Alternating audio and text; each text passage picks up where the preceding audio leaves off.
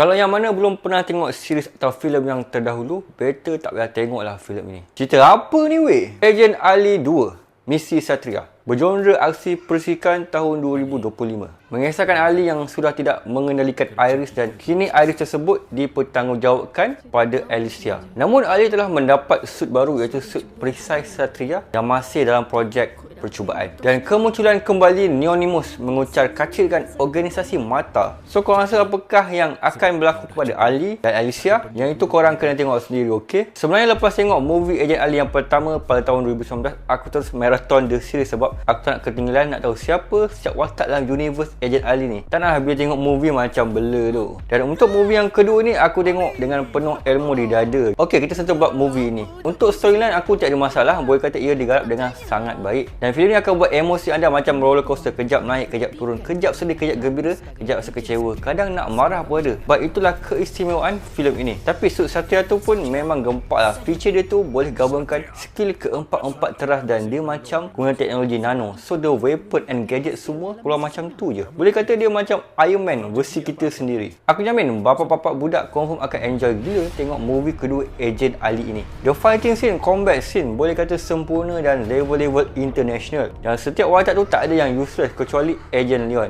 Dalam filem ni nampak macam Ejen beban, bukan Ejen neuro. Dan favourite part dalam filem ni yang aku suka selain Ali punya suit baru tu ialah General Rama and the gang punya scene. Dia punya aura tu lain macam, macam hero Tamil power kosai. Alright, kita sentuh part yang aku rasa if kalau dia improve atau adjust sikit mungkin akan lebih seimbang dan sempurna untuk keseluruhan filem tersebut.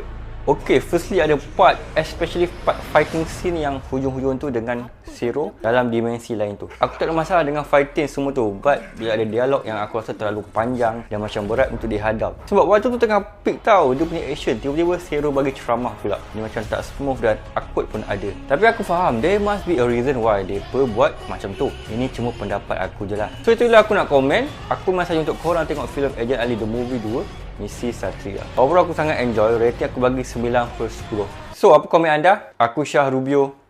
Bye.